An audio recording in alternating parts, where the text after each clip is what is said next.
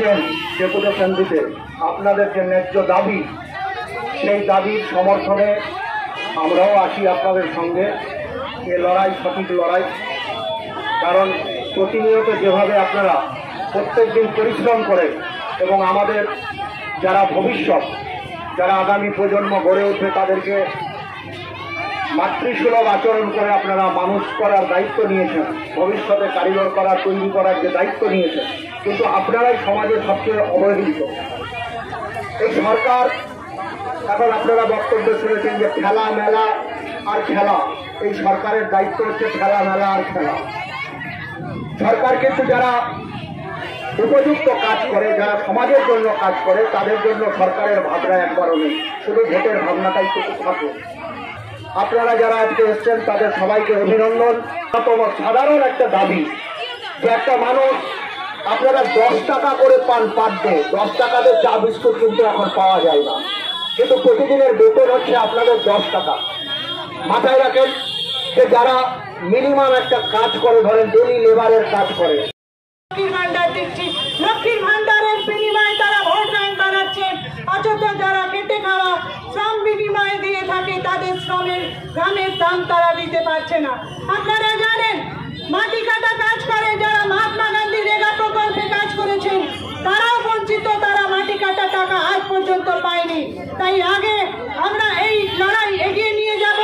আমাদের যে দাবি যে প্রতি মাসে সরকারি কর্মচারীরা যেভাবে নিজেদের শ্রমের দামের বিনিময়ে বেতন পেয়ে থাকেন, তাই মিড ডে মিল কর্মীরাও প্রতি মাসে নিজেদের শ্রমের দামের বিনিময়ে বেতন আদায় করবে।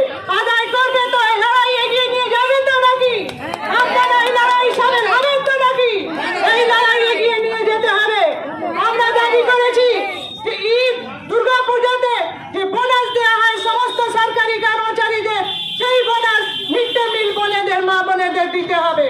আমরা বলতে চাই মাতৃত্বকালীন গর্ভাবস্থায় মেয়েরা কাজ করতে পারে না, তাই মাতৃত্বকালীন যে সংবিধান যে ছুটি দাবি করে আমরা আদায় করে এনেছি সংবিধানের কাছ থেকে, সেই দাবি আপনারা মহিলা সমিতির সহযোগিতায় এই মিড ডে মিল কর্মীরা আদায় করে নেবেন আশা করছি।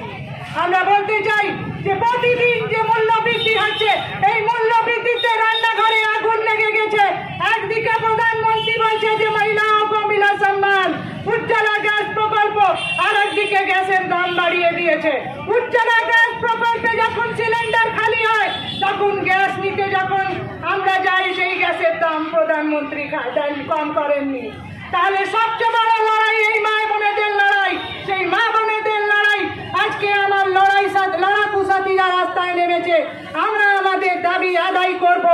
এই আশা, এই সংগ্রামী শপথ নিয়ে আমরা আজকে ফিরব বাড়িতে, যে আগামী দিনে আমরা আমাদের লড়াই আরো এগিয়ে নিয়ে যাব।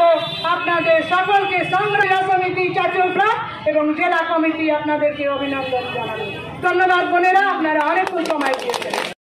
কর্মী ইউনিয়ন এটা চাচল ব্লকের পক্ষ থেকে আজকে আমরা যে সিদ্ধান্ত গ্রহণ করেছিলাম, চাচল বিডিওর কাছে আছে যে বেসিক সমস্যাগুলো আছে, সেগুলোকে আমাদের উত্থাপন করতে হবে।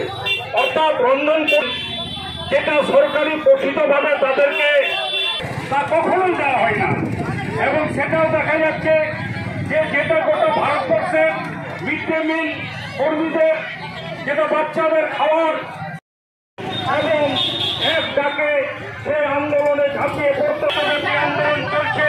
অন্যান্য রাজ্যে মিড ডে মিলদের আরো পারিশ্রমিক দেওয়া হয়, আপনারা নিশ্চয়ই শুনেছেন। মূল জায়গায় যেখানে দেশের মেরুদণ্ড গঠন করা হচ্ছে, যে দেশের সমাজ গঠন করা হচ্ছে, তাদেরকে বঞ্চিত কেন?